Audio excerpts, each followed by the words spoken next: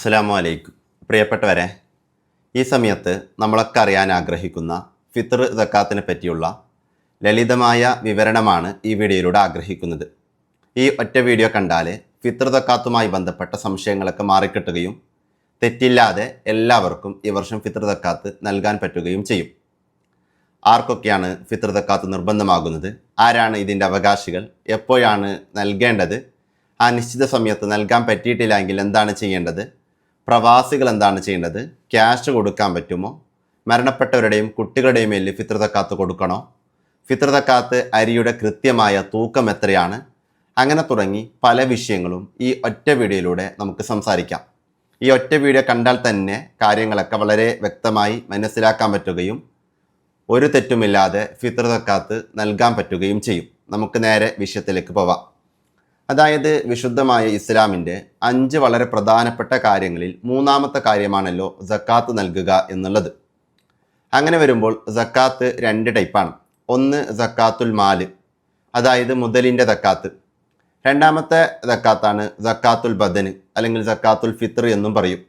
ശരീരത്തിൻ്റെ സക്കാത്ത്, അതിനിക്ക് തന്നെയാണ് ഫിത്ർ സക്കാത്ത് എന്നും പറയാം. ആവശ്യം മനസ്സിലാക്കാം. അപ്പോൾ നമ്മൾ ഇന്ന് ചർച്ച ചെയ്യുന്ന ഈ ഫിത്ർ സക്കാത്ത്, ഈ ഫിത്ർ സക്കാത്ത് ആർക്കാണ് നിർബന്ധമാകുന്നത് എന്നത് നമുക്ക് നോക്കാം. അതായത് ചെറിയ പെരുന്നാളിൻ്റെ ദിനം തൻ്റെയും താൻ ചെലവ് കൊടുക്കൽ നിർബന്ധമായവരുടെയും ഭക്ഷണം, വസ്ത്രം, പാർപ്പിടം എന്നിവ ബാക്കി വച്ച് മിച്ചം വരുന്ന സ്വത്തുക്കളുള്ള ഏതൊരാൾക്കും ഫിത്ർ സക്കാത്ത് കൊടുക്കുക എന്നുള്ളത് നിർബന്ധമായി മാറും. കടങ്ങളുള്ളവരാണെങ്കിൽ ആ കടം വീട്ടാനുള്ള ശേഷിയുണ്ടെങ്കിൽ, അതിനുള്ള വഴിയുണ്ടെങ്കിൽ അവരും ഫിത്ർ സക്കാത്ത് കൊടുക്കണം. അങ്ങനെ വരുമ്പോൾ ഫിത്ർ സക്കാത്ത് കൊടുക്കാൻ വലിയ ധനികനാകണമെന്നില്ല. മാത്രമല്ല പലപ്പോഴും ഈ ഫിത്ർ സക്കാത്ത് വാങ്ങാൻ പറ്റുന്നവർ തന്നെ, ഇതിൻ്റെ അവകാശികൾ തന്നെ ഇത് നൽകൽ നിർബന്ധമുള്ളവരായി മാറുകയും ചെയ്യും. ആവശ്യം മനസ്സിലാക്കാം. ഇനി ഫിത്ർ സക്കാത്ത് എപ്പോഴാണ് കൊടുക്കേണ്ടത് എന്നുള്ളതാണ്. അതായത് ചെറിയ പെരുന്നാളിൻ്റെ നിലാവ് കണ്ടത് മുതൽ പെരുന്നാൾ നിസ്കാരം വരെയുള്ള സമയം, ഈ സമയത്തിനിടയിലായിട്ടാണ് ഫിത്ർ സക്കാത്ത് നമ്മൾ നൽകേണ്ടത്. ഇനി വിശുദ്ധ റമദാനിൽ തന്നെ മുൻകൂറായി ഫിത്ർ സക്കാത്ത് നൽകുക എന്നുള്ളത് അനുവദനീയമാണ്. അതായത് ചെറിയ പെരുന്നാൾ നിലാവ് കാണുന്നതിന് മുന്നേ തന്നെ. അവിടെ ഒരു കണ്ടീഷൻ ഉണ്ട്. ചെറിയ പെരുന്നാൾ നിലാവ് കാണുന്ന ആ സമയത്ത്, അതായത് പെരുന്നാളിൻ്റെ ദിവസത്തിൽ നമ്മൾ ഫിത്ർ സക്കാത്ത് നൽകിയ വ്യക്തി, അതായത് നമ്മിൽ നിന്ന് ഫിത്ർ സക്കാത്ത് സ്വീകരിച്ച വ്യക്തി പെരുന്നാളിൻ്റെ ആ സമയത്തും അവകാശി തന്നെയായി നിലകൊള്ളണം എന്നുള്ളതാണ്. അപ്പോൾ നമ്മൾ നേരത്തെ ഒരാൾക്ക് ഫിത്ർ സക്കാത്ത് നൽകി, പെരുന്നാളിൻ്റെ സമയമാകുമ്പോൾ അവർ അവകാശി എന്ന പോസ്റ്റിൽ നിന്ന് മാറി, ഒന്നൊരിക്കൽ അവർ സമ്പന്നനായി, അതല്ല എങ്കിൽ അവർ ഇസ്ലാമിൽ നിന്ന് പുറത്തുപോയി, ഇങ്ങനെയുള്ള വിഷയങ്ങളൊക്കെ ഉണ്ടായാൽ നമ്മൾ ആ സമയത്ത് വേറൊരാൾക്ക് ഫിത്ർ സക്കാത്ത്, വേറൊരു അവകാശിക്ക് ഫിത്ർ സക്കാത്ത് നൽകേണ്ടി വരും. ആവശ്യം മനസ്സിലാക്കാം. അതായത് പെരുന്നാളിൻ്റെ ആ സമയത്ത് കൊടുക്കാൻ പറ്റാത്തൊരു സാഹചര്യത്തിൽ മുൻകൂറായി കൊടുക്കാനുള്ള ഓപ്ഷനെ പറ്റി കൂടിയാണ് ഇപ്പോൾ പറഞ്ഞു തന്നത്. ഞാൻ പറഞ്ഞു പെരുന്നാൾ നിസ്കാരം വരെയുള്ള സമയമാണ് ഫിത്ർ സക്കാത്ത് നൽകാൻ വേണ്ടി ഉപയോഗപ്പെടുത്തേണ്ടത് എന്നുള്ളത്. എന്നാൽ പെരുന്നാൾ നിസ്കാരം കഴിഞ്ഞ് ഫിത്ർ സക്കാത്ത് നൽകലിനെ പിന്തിപ്പിക്കുക എന്നുള്ളതിൻ്റെ വിധി കറാഹത്താണ്, നല്ല കാര്യമല്ല. എന്നാൽ അയൽവാസിയായ അല്ലെങ്കിൽ കുടുംബക്കാരായ അവകാശികളെ പ്രതീക്ഷിക്കുന്നുണ്ടെങ്കിൽ പെരുന്നാൾ നിസ്കാരം കഴിഞ്ഞും ഫിത്ർ സക്കാത്തിനെ പിന്തിപ്പിക്കാവുന്നതാണ്. അപ്പോൾ കറാഹത്ത് വരില്ല. അതേസമയം പെരുന്നാൾ ദിവസത്തെ തൊട്ട് പിന്തിപ്പിക്കുക എന്നുള്ളത് ഹറാമാണ്, അങ്ങനെ പിന്തിപ്പിക്കാൻ പാടില്ല. ഇനി ഒരാൾ പെരുന്നാൾ ദിനം ഫിത്ർ സക്കാത്ത് കൊടുത്തിട്ടില്ല എങ്കിൽ പിന്നീടാണെങ്കിലും അവർ അതിന് ഖദാ വീട്ടണം. നമുക്കറിയാം സമയനിശ്ചിതമായ നിസ്കാരങ്ങളൊക്കെ ആ സമയത്ത് നമുക്ക് നിർവഹിക്കാൻ പറ്റിയിട്ടില്ല എങ്കിൽ പിന്നീട് നമ്മൾ അതിന് ഖദാ വീട്ടുക എന്നുള്ളത് നിർബന്ധമാണ്. അപ്പോൾ പെരുന്നാൾ ദിനം ഒരാൾ ഫിത്ർ സക്കാത്ത് കൊടുത്തിട്ടില്ല എങ്കിൽ പെരുന്നാളിന് ശേഷമുള്ള സമയമാണെങ്കിലും അവർ അതിന് ഖദാ വീട്ടണം. ആവശ്യം മനസ്സിലാക്കാം. ഇനി അടുത്തതായി ഞാൻ നിങ്ങൾക്ക് പറഞ്ഞു തരുന്നത് ഫിത്ർ സക്കാത്ത് നൽകുമ്പോൾ ശ്രദ്ധിക്കേണ്ട കാര്യങ്ങൾ.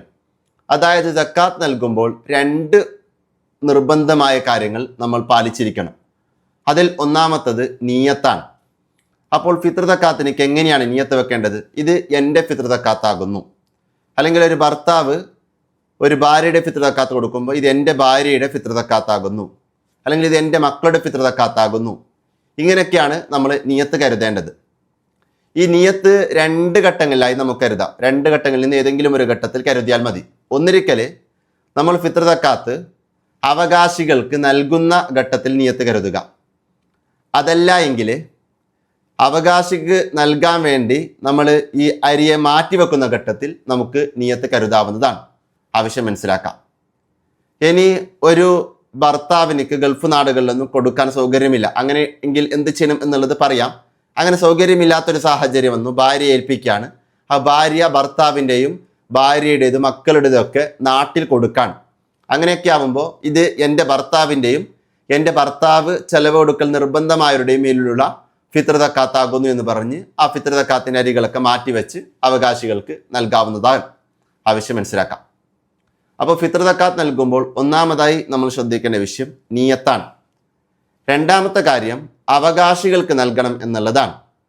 അപ്പോൾ ആരാണ് ഇതിൻ്റെ അവകാശികളായി വരാം? അവിടെ നമ്മൾ കുറച്ച് കാര്യങ്ങൾ പ്രത്യേകം ശ്രദ്ധിക്കണം. ഒന്ന്, ഫിത്ർ സക്കാത്ത് നൽകേണ്ടത് മുസ്ലിം വിശ്വാസികൾക്കാണ്. അതേപോലെ സയ്യിദ് കുടുംബത്തിന് നമ്മൾ സക്കാത്ത് നൽകരുത്. സയ്യിദ് കുടുംബത്തിന് നമുക്ക് നല്ലവണ്ണം ഹദിയ നൽകണം, അവരെ സന്തോഷിപ്പിക്കണം, അവരെ പരിഗണിക്കണം. അതേസമയം സക്കാത്ത് നമ്മൾ സയ്യിദ് കുടുംബത്തിന് നൽകരുത്. ഇനി വേറൊരു വിഷയം നമ്മൾ മനസ്സിലാക്കേണ്ടത്, ഫിത്ർ സക്കാത്ത് നമ്മൾ ചെറിയ പെരുന്നാളിൻ്റെ നിലാവ് കാണുന്ന സമയത്ത് ഏത് നാട്ടിലാണോ ആ നാട്ടിലെ അവകാശികൾക്ക് തന്നെ നൽകണം. അപ്പോൾ ഗൾഫ് നാടുകളിലും മറ്റുമൊക്കെ ജോലി ചെയ്യുന്ന ആളുകൾ, കേരളത്തിലെ തന്നെ വ്യത്യസ്ത ജില്ലകളിൽ ജോലി ചെയ്യുന്ന ആളുകൾ, ബാംഗ്ലൂരിലോ മുംബൈയിലോ ഡൽഹിയിലോ താമസിക്കുന്ന ആളുകൾ, അങ്ങനെ വ്യത്യസ്ത നാടുകളിൽ ചെറിയ പെരുന്നാൾ ദിനം കഴിഞ്ഞു പോകുന്ന ആളുകൾ, അവരേത് സ്ഥലത്താണോ ഉള്ളത് ആ സ്ഥലത്തെ അവകാശികൾക്കാണ് നൽകേണ്ടത്. അപ്പോൾ ദുബായിലോ സൗദി അറേബ്യയിലോ ജോലി ചെയ്യുന്ന ആളുകൾ അവരുള്ള സ്ഥലങ്ങളിലെ അവകാശികൾക്കാണ് നൽകേണ്ടത്. അപ്പോൾ ചിലരുടെ സംശയം, നമ്മളുള്ള സ്ഥലത്തെ അവകാശികൾക്ക് തന്നെ നൽകണോ, അവിടെ നൽകാൻ പ്രയാസമെങ്കിൽ എന്ത് ചെയ്യണം എന്നുള്ളതാണ്. നമ്മളുള്ള സ്ഥലത്ത് നമുക്ക് അവകാശികളെ ലഭ്യമാകാൻ പ്രയാസമാവുന്നുണ്ടെങ്കിൽ നമുക്ക് മറ്റു നാടുകളിൽ നൽകാം. അപ്പോൾ ദുബായിലോ മറ്റോ ജോലി ചെയ്യുന്ന ആളുകൾ അവരുള്ള സ്ഥലത്ത് അവകാശികളെ അവർക്ക് ലഭിക്കാൻ പ്രയാസമുണ്ടെങ്കിൽ അവർക്ക് നാട്ടിൽ ഏൽപ്പിക്കാവുന്നതാണ്. പലപ്പോഴും ദുബായിലും മറ്റുമൊക്കെ നമുക്ക് അവകാശികൾ ലഭ്യമാകും. കാരണം ചിലപ്പോൾ ജോലി ചെയ്യുന്നവരുടെ കൂട്ടത്തിൽ അല്ലെങ്കിൽ വ്യത്യസ്ത നാടുകളിൽ നിന്ന് അവിടെ താമസിക്കുന്നവരുടെ കൂട്ടത്തിലൊക്കെ അവകാശികൾ ഉണ്ടാവാം. അങ്ങനെ പറ്റുന്നില്ല എങ്കിൽ നാട്ടിലും ഏൽപ്പിക്കാവുന്നതാണ്. അതായത് ഷാഫി മദ്ഹബിലെ പ്രബലമായ അഭിപ്രായ പ്രകാരം ചെറിയ പെരുന്നാളിൻ്റെ ആ സമയത്ത് ഒരു വ്യക്തി എവിടെയാണോ ഉള്ളത് ആ നാട്ടിലെ അവകാശികൾക്ക് നൽകണമെന്നുള്ളതാണ്.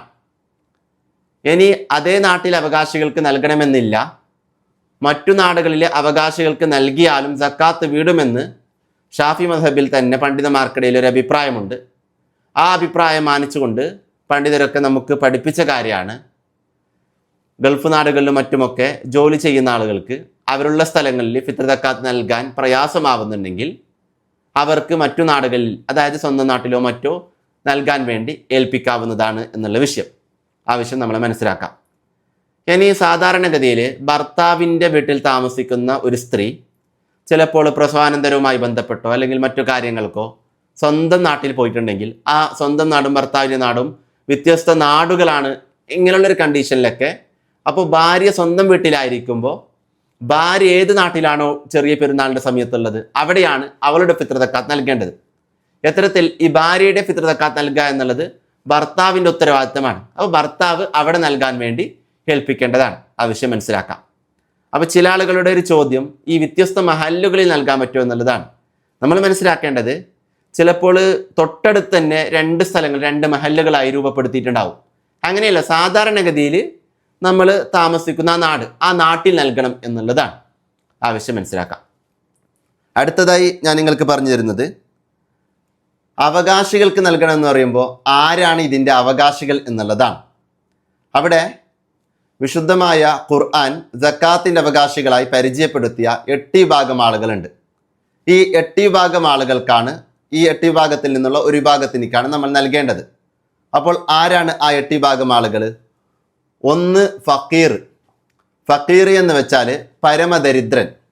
അതായത് ഒരാൾക്ക്, അദ്ദേഹത്തിൻ്റെ കുടുംബത്തിനൊക്കെ ഒരു ദിവസം കഴിഞ്ഞുകൂടാൻ ഒരു 300 രൂപ ചെലവ് വേണമെങ്കിൽ ഒരു 150 രൂപ പോലും ലഭിക്കാത്തൊരു വ്യക്തി, അതായത് ജീവിക്കാൻ ആവശ്യമായ ചെലവിൻ്റെ പകുതി പോലും ലഭ്യമാകാത്തൊരു വ്യക്തി, അങ്ങനെയുള്ളവർക്കാണ് ഫക്കീർ എന്ന് പറയാം, പരമദരിദ്രൻ. അവർ സക്കാത്തിൻ്റെ അവകാശികളാണ്. അതേപോലെ സക്കാത്തിൻ്റെ അവകാശികളായ മറ്റൊരു വിഭാഗമാണ് മിസ്കീന്മാർ. നമ്മൾ ഇന്ന് നമ്മുടെ നാട്ടിലൊക്കെ കൂടുതൽ കാണുന്ന വിഭാഗമായിരിക്കും. മിസ്കീന്മാർ എന്ന് വെച്ചാൽ ദരിദ്രരാണ്. സാധാരണ നമ്മൾ പാവങ്ങളെന്ന് വിശേഷിപ്പിക്കപ്പെടും. ഞാൻ നേരത്തെ പറഞ്ഞ രൂപത്തിൽ ഒരു 300 രൂപയ്ക്ക് ചിലവേണ്ടെടുത്ത് ഒരു 300 രൂപ തികച്ചും ലഭ്യമാകുന്നില്ല. ഒരു 270 250 രൂപ ലഭ്യമാകുന്നുണ്ട്. അതേ സമയത്ത് നമ്മുടെ ഒരു ദിവസത്തെ ചിലവിനാവശ്യമായ മൊത്തം തുക ലഭ്യമാകുന്നില്ല. ഒരല്പം പ്രയാസപ്പെട്ടിട്ടൊക്കെ ജീവിക്കുന്നുണ്ട്. ഒരു പക്ഷേ അവരുടെ പ്രയാസം അവർ കാണിക്കുക പോലും ചെയ്യില്ല. സാധാരണ പാവങ്ങളൊക്കെയായി ജീവിക്കുന്ന വിഭാഗം ഉണ്ടല്ലോ, നമ്മുടെ നാട്ടിൽ ഇന്ന് കൂടുതൽ കാണപ്പെടുന്ന വിഭാഗം. അവരാണ് മിസ്കിന്മാർ. അവരും സക്കാത്തിൻ്റെ അവകാശികളാണ്. അടുത്ത ഒരു വിഭാഗമാണ് കടമുള്ളവർ. അതായത് അനുവദനീയമായ ഒരു ആവശ്യത്തിന് വേണ്ടി കടം വാങ്ങുകയും അതേ സമയത്ത് ആ കടം കൊണ്ട് പൊറുതിമുട്ടുകയും ചെയ്യുന്ന ആളുകൾ, കടമുള്ളവർ. അവർ സക്കാത്തിൻ്റെ അവകാശികളാണ്. അതേപോലെ നാലാമത്തെ ഒരു വിഭാഗമാണ് പുതു മുസ്ലിം. അതായത് പുതുതായിട്ട് ഇസ്ലാമിലേക്ക് കടന്നു വന്നു. അങ്ങനെ നമ്മൾ അവർക്ക് സക്കാത്ത് കൊടുക്കുകയാണെങ്കിൽ അവരുടെ ഹൃദയത്തിലുള്ള ഈമാൻ ഉറക്കാൻ അത് സാധ്യതയുണ്ട്. അതല്ലെങ്കിൽ അവരെ കണ്ടുകൊണ്ട് മറ്റുള്ളവരും ഇസ്ലാമിലേക്ക് ആകർഷിക്കപ്പെടാൻ സാധ്യതയുണ്ട്. അത്തരം ഘട്ടങ്ങൾ, അങ്ങനെയുള്ള പുതു മുസ്ലിം സക്കാത്തിൻ്റെ അവകാശികളാണ്. അഞ്ചാമത്തെ ഒരു വിഭാഗമാണ് വഴിയാത്രക്കാർ. അതായത് സക്കാത്ത് നൽകുന്ന നാട്ടിൽ നിന്ന് യാത്ര തുടങ്ങുകയോ അല്ലെങ്കിൽ സക്കാത്ത് നൽകുന്ന നാട്ടിലൂടെ യാത്ര കടന്നു പോവുകയോ ചെയ്യുന്നവരും സക്കാത്തിൻ്റെ അവകാശികളാണ്. ആറാമത്തെ വിഭാഗമാണ് യോദ്ധാവ്. അള്ളാഹുവിൻ്റെ മാർഗത്തിൽ യുദ്ധം ചെയ്യുന്നവർ സക്കാത്തിൻ്റെ അവകാശികളാണ്. ഏഴാമത്തെ വിഭാഗമാണ് മോചനദ്രവ്യം എഴുതപ്പെട്ട അടിമ. എട്ടാമത്തെ വിഭാഗമാണ് ഇസ്ലാമിക ഭരണ പ്രദേശങ്ങളിൽ സക്കാത്ത് സംബന്ധമായ ജോലികളിൽ ഏൽപ്പിക്കപ്പെട്ട വ്യക്തികൾ. ഇവിടെ നമ്മുടെ നാട്ടിൽ നിന്ന് സാധാരണ കാണപ്പെടാം ഒന്നൊരിക്കൽ മിസ്കിന്മാരായിരിക്കും കൂടുതൽ. അതേപോലെ ഫക്കീർമാരും നമുക്ക് കാണാൻ പറ്റും. അതേപോലെ പുതു മുസ്ലിം, കടമുള്ളവർ, ഇവരൊക്കെ നമ്മുടെ നാട്ടിൽ നിന്ന് നമുക്ക് കാണാൻ പറ്റുന്ന അവകാശികളായിരിക്കും. ആവശ്യം മനസ്സിലാക്കാം. ഈ 8 വിഭാഗം അവകാശികളിൽ നിന്ന് ഏതെങ്കിലും ഒരു വിഭാഗത്തിനേക്കാണ് സക്കാത്ത് നൽകേണ്ടത്. അത് ഫിത്റിൻ്റെ സക്കാത്താണെങ്കിലും അങ്ങനെ തന്നെയാണ്, മുതലിൻ്റെ സക്കാത്താണെങ്കിലും അങ്ങനെ തന്നെയാണ്. ആവശ്യം മനസ്സിലാക്കാം. അടുത്തത് ഞാൻ നിങ്ങളോട് പറയാൻ ആഗ്രഹിക്കുന്ന വിഷയം, കുട്ടികളുടെയും മരണപ്പെട്ടവരുടെയും മേലിൽ ഫിത്ർ സക്കാത്ത് നൽകണോ എന്നുള്ളത്. അതായത് ഒരാൾ മരണപ്പെട്ടത് ചെറിയ പെരുന്നാളിന് നിലാവ് കണ്ടതിന് ശേഷമാണെങ്കിൽ ആ വർഷം അവരുടെ ഫിത്ർ സക്കാത്ത് നൽകണം. അതിന് മുന്നേ മരണപ്പെട്ട വ്യക്തികളാണെങ്കിൽ അവരുടെ ഫിത്ർ സക്കാത്ത് നൽകേണ്ടതില്ല. അതേപോലെ ഒരു കുട്ടി പ്രസവിക്കപ്പെട്ടത് ചെറിയ പെരുന്നാൾ നിലാവ് കാണുന്നതിന് മുന്നേ ആണെങ്കിൽ അവരുടെ ഫിത്ർ സക്കാത്ത് നൽകണം. അത് റമദാൻ 29-നോ 30-നോ അല്ലെങ്കിൽ റമദാൻ 28-നോ പ്രസവിക്കപ്പെട്ട കുട്ടിയാണെങ്കിലും അവരുടെ മേലുള്ള ഫിത്ർ സക്കാത്ത് നൽകണം.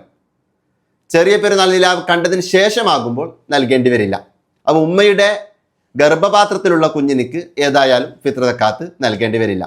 ആവശ്യം മനസ്സിലാക്കാം. ഇനി അടുത്തത് ഈ ഫിത്ർ സക്കാത്ത് എത്രയാണ് നൽകേണ്ടത് എന്നുള്ളതാണ്. അതിനു മുന്നേ ഫിത്ർ സക്കാത്തായി നമ്മൾ നൽകേണ്ടത് നമ്മുടെ നാട്ടിലെ പ്രധാനപ്പെട്ട ഭക്ഷ്യവസ്തു ഏതാണോ അതാണ് നമ്മുടെ ഫിത്ർ സക്കാത്തായി നൽകേണ്ടത്. നമ്മുടെ നാട്ടിലാകുമ്പോൾ അരിയാണ് നമ്മൾ ഫിത്ർ സക്കാത്തായി നൽകേണ്ടത്. ആവശ്യം മനസ്സിലാക്കാം. അതായത് നമ്മുടെ നാട്ടിലാകുമ്പോൾ പ്രധാനപ്പെട്ട ഭക്ഷ്യവസ്തു അരിയാണല്ലോ. ഈ അരിയാണ് നമ്മൾ ഫിത്ർ സക്കാത്തായി നൽകേണ്ടത്. ഇത്തരത്തിൽ ഒരു ഉദാഹരണം പറയുകയാണെങ്കിൽ, വ്യക്തി അരി ഭക്ഷണം കഴിക്കുന്നില്ല, എന്നാൽ അവൻ താമസിക്കുന്ന ആ സ്ഥലത്ത് പ്രധാനപ്പെട്ട ഭക്ഷ്യവസ്തു അരിയാണ് എങ്കിൽ അവനും അരിയാണ് ഫിത്ർ സക്കാത്തായി നൽകേണ്ടത്. ആവശ്യം മനസ്സിലാക്കാം. എത്രയാണ് ഫിത്ർ സക്കാത്തായി നൽകേണ്ടത് എന്നുള്ളതാണ്. അപ്പോൾ ഫിത്ർ സക്കാത്തായിട്ട് ക്യാഷ് നൽകാൻ പറ്റൂല. പലരുടെയും ചോദ്യമാണ് ഫിത്ർ സക്കാത്തായി ക്യാഷ് കൊടുക്കാൻ പറ്റുമോ എന്നുള്ളത്. ക്യാഷ് കൊടുക്കാൻ പറ്റൂല. ആ പ്രവാസ ലോകത്തും മറ്റുമൊക്കെ ജോലി ചെയ്യുന്ന ആളുകൾ അവരുടെ ഫിത്ർ സക്കാത്ത് അവിടെ അരിയായിട്ട് ഒട്ടും കൊടുക്കാൻ പറ്റുന്നില്ല. ഇനി കൊടുക്കുകയാണെങ്കിൽ തന്നെ ക്യാഷ് കൊടുക്കേണ്ടി വരും എന്നൊരു ഘട്ടം വന്നാൽ അവർക്ക് അവരുടെ ഫിത്ർ സക്കാത്ത് മറ്റു നാടുകളിൽ, സ്വന്തം നാട്ടിലോ മറ്റോ അരിയായിട്ട് തന്നെ കൊടുക്കാൻ ഏൽപ്പിക്കാവുന്നതാണ്. ഏതായാലും ഫിത്ർ സക്കാത്തായിട്ട് നമ്മുടെ ഷാഫി മദ്ഹബ് പ്രകാരം ക്യാഷ് കൊടുക്കാൻ പറ്റൂല. ആവശ്യം മനസ്സിലാക്കാം. ഇനി എത്രയാണ് നമ്മുടെ ഫിത്ർ സക്കാത്ത് നൽകേണ്ടത്? അതായത് ഒരാളുടെ ഫിത്ർ സക്കാത്തായി നൽകേണ്ടത് ഒരു സാഗ് അരിയാണ്. ഒരു സാഗ് എന്ന് വെച്ചാൽ 4 മുദ്ദാണ്. ഈ 4 മുദ്ദ് ഒരു സാ ആകുമ്പോൾ ഒരു മുദ്ദ് എന്ന് വെച്ചാൽ 800 മില്ലിലിറ്ററാണ്. അപ്പോൾ 4 മുദ്ദ് എന്ന് വെച്ചാൽ 4 × 800 3200 മില്ലിലിറ്ററാണ്. അപ്പോൾ ഒരു സ്വാഗ് എന്ന് വെച്ചാൽ 3200 മില്ലി ആണ്. ആ 3200 മില്ലി ലിറ്ററിന്, അതായത് 3 ലിറ്ററും 200 മില്ലി ലിറ്ററിനും സമാനമായ തൂക്കത്തിലുള്ള അരിയാണ് ഫിത്ർ സക്കാത്തായി നമ്മൾ കൊടുക്കേണ്ടത്. പക്ഷേ ഈ അരി ഈ പറഞ്ഞ രൂപത്തിൽ അളവിലല്ലല്ലോ, തൂക്കത്തിലാണല്ലോ കൊടുക്കുക. അപ്പോൾ 3 ലിറ്ററും 200 മില്ലി ലിറ്ററിനും സമാനമായിട്ട് തൂക്കത്തിൽ വരുന്ന അരിയാണ് നമ്മൾ ഫിത്ർ സക്കാത്തായി കൊടുക്കേണ്ടത്. അപ്പോൾ ആ അരിയുടെ തൂക്കം ഇത്രയാണെന്ന് നമുക്ക് കൃത്യമായി പറയാൻ പറ്റൂല. കാരണം എന്തേ? അരികളുടെ ഇനങ്ങൾക്കനുസരിച്ച് ഈ തൂക്കത്തിൽ ചെറിയ വ്യത്യാസങ്ങൾ സംഭവിക്കും. ചില അരികൾ ഒരു പക്ഷേ 2 കിലോ 600 ഗ്രാം ഒക്കെ ആവുമ്പോൾ തന്നെ ഈ ഒരു സ്വാഗ് പൂർത്തിയായേക്കാം. ചില അരികൾ 3 കിലോ വരെ വേണ്ടി വന്നേക്കാം. അപ്പോൾ നമ്മൾ മനസ്സിലാക്കേണ്ടത് ഏറ്റവും ചുരുങ്ങിയത് 2 കിലോ ഒരു 600 ഗ്രാം അല്ലെങ്കിൽ ഒരു 650 ഗ്രാമിനേക്കാളും 2 കിലോ ഒരു 650 ഗ്രാമിനേക്കാളും ചുരുങ്ങാത്ത രൂപത്തിൽ നമ്മൾ കൊടുക്കണം. എന്നാൽ ഒരു സൂക്ഷ്മതയൊക്കെ മാനിച്ചുകൊണ്ട് ഒരുപാട് അരികൾ ഇതിനേക്കാളും കൂടുതൽ തൂക്കം വരുന്നത് കൊണ്ട് തന്നെ ഒരു 3 കിലോ എങ്കിലും കൊടുക്കാൻ പറ്റുകയാണെങ്കിൽ വളരെ നന്നായി. ഒരൽപ്പം കൂട്ടിക്കൊടുത്തതുകൊണ്ട് കുഴപ്പമൊന്നുമില്ല, നല്ലത് തന്നെയാണ്. അപ്പോൾ ഒരാളുടെ ഫിത്ർ സക്കാത്തായിട്ട് ഒരു 3 കിലോ എങ്കിലും കൊടുക്കാൻ പറ്റുമെങ്കിൽ അത് വളരെ നന്നാകും. ആവശ്യം മനസ്സിലാക്കാം. അപ്പോൾ ഒരാളുടെ ഫിത്ർ സക്കാത്തായി 3 കിലോ, ഒരു വീട്ടിൽ 5 വ്യക്തികളുണ്ടെങ്കിൽ 5 ആളുടെ ഫിത്ർ സക്കാത്ത് 3 കിലോത്തിൻ്റെ 5 കെട്ടുകളൊക്കെ ആയിട്ട് കൊടുക്കാം. അങ്ങനെയൊക്കെ കൊടുക്കാൻ പറ്റുകയാണെങ്കിൽ വളരെ നന്നായി. ഞാൻ ഈ 3 കിലോ എന്നുള്ള കണക്ക് പറയാനുള്ള കാരണം മിക്ക അരികളും ഈ 3 കിലോൻ്റെ അകത്ത് പെടും എന്നുള്ളത് കൊണ്ടാണ്. ആവശ്യം മനസ്സിലാക്കാം. അപ്പോൾ ഒരു 3 കിലോ എങ്കിലും നമ്മൾ പിടിക്കാൻ വേണ്ടി പ്രത്യേകം ശ്രദ്ധിക്കാം. ഇനി നമ്മൾ മനസ്സിലാക്കേണ്ടത് ഒരേ അവകാശികൾക്ക് തന്നെ ഒന്നിൽ കൂടുതൽ പേരുടെ ഫിത്ർ സക്കാത്ത് കൊടുക്കാൻ പറ്റുമോ എന്നുള്ളതാണ്. ഒരേ അവകാശികൾക്ക് തന്നെ ഒന്നിൽ കൂടുതൽ പേരുടെ ഫിത്ർ സക്കാത്ത് നൽകാവുന്നതാണ്. ആവശ്യം കൂടി മനസ്സിലാക്കാം. ഇനി നമ്മൾ മനസ്സിലാക്കേണ്ട ഒരു കാര്യം, നമുക്ക് കിട്ടിയ ഫിത്ർ സക്കാത്ത് നമ്മൾ മറ്റൊരാൾക്ക് കൊടുക്കാൻ പറ്റുമോ എന്നുള്ളതാണ്. അവിടെ നമ്മൾ മനസ്സിലാക്കേണ്ടത് നമുക്കൊരാൾ ഫിത്ർ സക്കാത്ത് നൽകുമ്പോൾ അതിൻ്റെ തൂക്കവും ആ അരിയുടെ ക്വാളിറ്റിയൊക്കെ ഉറപ്പ് വരുത്തുക എന്നുള്ളത് അവരുടെ ഉത്തരവാദിത്തമാണ്. അങ്ങനെ അവർ നമുക്ക് ഫിത്ർ സക്കാത്ത് നൽകിയാൽ ഈ അരി നമ്മുടെ ഉടമസ്ഥാവകാശത്തിലായി. ഇനി ഈ അരി നമുക്ക് എങ്ങനെയും ചെലവഴിക്കാം. നമ്മുടെ ഭക്ഷണത്തിന് വേണ്ടി ചെലവഴിക്കാം, അല്ലെങ്കിൽ നമുക്ക് ഫിത്ർ സക്കാത്ത് നൽകാൻ വേണ്ടിയും ചെലവഴിക്കാം. പക്ഷെ ഫിത്ർ സക്കാത്ത് നമ്മൾ നൽകുമ്പോൾ ഇതിൻ്റെ തൂക്കം കൃത്യമാണെന്നും അരി ക്വാളിറ്റി ഉള്ളതാണെന്നൊക്കെ നമ്മൾ ഉറപ്പ് വരുത്തേണ്ടതാണ്. ആവശ്യം മനസ്സിലാക്കാം. അപ്പോൾ ഫിത്ർ സക്കാത്തുമായി ബന്ധപ്പെട്ട് വളരെ പ്രധാനപ്പെട്ട കുറേ കാര്യങ്ങൾ നമ്മൾ ഇന്ന് ചർച്ച ചെയ്തു. ഇനി എന്തെങ്കിലും സംശയങ്ങളുണ്ടെങ്കിൽ താഴെയുള്ള കമൻറ്റ് ബോക്സിലൊക്കെ നിങ്ങൾക്ക് ചോദിക്കാവുന്നതാണ്. ഇനി വളരെ പ്രധാനപ്പെട്ട കുറച്ച് വിഷയങ്ങൾ ഞാൻ നിങ്ങളോട് പറയാൻ ആഗ്രഹിക്കുന്നത് നോമ്പിൻ്റെ മുദ്ദുമായി ബന്ധപ്പെട്ട് പലരുടെയും സംശയമാണ്. അതിനെപ്പറ്റി ഡീറ്റെയിൽ ആയി വരും വീഡിയോയിൽ നമുക്ക് കൃത്യമായി ചർച്ച ചെയ്യാം. എന്നാൽ നോമ്പിൻ്റെ മുദ്ദ് ആർക്കൊക്കെ കൊടുക്കണം, എത്രയാണ് കൊടുക്കേണ്ടത് എന്നുള്ള വിഷയങ്ങളൊക്കെ നമുക്ക് സംസാരിക്കാം. ഒരു മുദ്ദായിട്ട് ഒരു 750 ഗ്രാം അരിയെങ്കിലും നമ്മൾ പിടിക്കാൻ വേണ്ടി പ്രത്യേകം ശ്രദ്ധിക്കാം. വളരെ ലളിതമായി ഇസ്ലാമിക വിഷയങ്ങളൊക്കെ പഠിപ്പിച്ചു കൊടുക്കുന്ന രൂപത്തിൽ നാഫി അക്കാഡമി എന്ന് പറയുന്ന ഒരു എഡ്ടെക് പ്ലാറ്റ്ഫോം സ്റ്റാർട്ട് ചെയ്തിട്ടുണ്ട്. അതിൻ്റെ ഡീറ്റെയിൽസ് താഴെ കമൻറ്റ് ബോക്സിലും ഡിസ്ക്രിപ്ഷൻ ബോക്സിലൊക്കെ നൽകുന്നുണ്ട്. നിസ്കാരം, വുളു, കുളി, അതേപോലെ സക്കാത്തുമായി ബന്ധപ്പെട്ട വിഷയങ്ങൾ, നോമ്പുമായി ബന്ധപ്പെട്ട വിഷയങ്ങൾ, ഡെയിലി ലൈഫിൽ ചൊല്ലേണ്ട ദിക്റുകളുമായി ബന്ധപ്പെട്ട വിഷയങ്ങൾ, ഹജ്ജും ഉംറയുമായി ബന്ധപ്പെട്ട വിഷയങ്ങൾ, അങ്ങനെ തുടങ്ങിയ എല്ലാ വിഷയങ്ങളും നമുക്ക് പഠിക്കാൻ പറ്റും. വെബ്സൈറ്റ് വഴിയാണ് ക്ലാസ്സസ് ഉണ്ടാവുക. ഏത് സമയത്ത് വേണമെങ്കിലും ഉപയോഗപ്പെടുത്താൻ പറ്റും. ഹൈലി പ്രൊഫഷണൽ ആയിട്ടുള്ള ഒരു അക്കാഡമിയാണ്. ഓൺലൈൻ സംവിധാനത്തിലൂടെ നമുക്ക് കാര്യങ്ങൾ ലളിതമായി പഠിക്കാൻ പറ്റുന്ന രൂപത്തിലാണ് സെറ്റ് ചെയ്തിട്ടുള്ളത്. ക്ലാസ് നോട്ട്സുകൾ ഉണ്ടാകും. അതേപോലെ വിശുദ്ധമായ ഖുർആൻ തജ്വീദ് നിയമത്തോട് പഠിക്കാനുള്ള അവസരം കൂടിയുണ്ട്. കൂടുതൽ അറിവുകൾക്കും ഇതുമായി ബന്ധപ്പെട്ട കൂടുതൽ കാര്യങ്ങൾക്കും nafiacademy.com എന്ന് നിങ്ങൾക്ക് സെർച്ച് ചെയ്താൽ കാര്യങ്ങൾ ലഭ്യമാകും. അല്ലെങ്കിൽ ഈ കാണുന്ന വാട്സപ്പ് നമ്പറിൽ നിങ്ങൾ കോൺടാക്ട് ചെയ്താൽ മതി. ഒപ്പം ഞാൻ ഇവിടെ കാണിച്ചു തരുന്നത് പോലെ വളരെ പ്രധാനപ്പെട്ട ഒരു കാരുണ്യ പ്രവർത്തനത്തിന് നിങ്ങൾക്ക് പറ്റുന്ന രൂപത്തിൽ ഒരു സംഖ്യ പറ്റുമെങ്കിൽ അയച്ചു തരിക. കഴിഞ്ഞ ദിവസങ്ങളിലൊക്കെ ഒരുപാട് പേര് അയച്ചു തന്നിട്ടുണ്ട്. അതിന് വ്യത്യസ്ത ആളുകൾ നേരത്തെ പല സഹായങ്ങളുമായി വന്നിട്ടുണ്ടായിരുന്നു. അവരിലേക്കൊക്കെ എത്തിച്ചു കൊടുത്തിട്ടുണ്ട്. റബ്ബായ അല്ലാഹു സുബ്ഹാനഹു തആല കാര്യങ്ങളൊക്കെ നല്ല രൂപത്തിൽ പറയാനും കേൾക്കാനും ജീവിതത്തിൽ പ്രാവർത്തികമാക്കാനും നമുക്കെല്ലാവർക്കും തൗഫീക്ക് നൽകി അനുഗ്രഹിക്കട്ടെ. ആമീൻ എന്ന് ദുആ ചെയ്തുകൊണ്ട് നിങ്ങളോടൊക്കെ ദുആ ചെയ്തുകൊണ്ട് ഞാൻ അവസാനിപ്പിക്കുന്നു. അസ്സലാമു അലൈക്കും.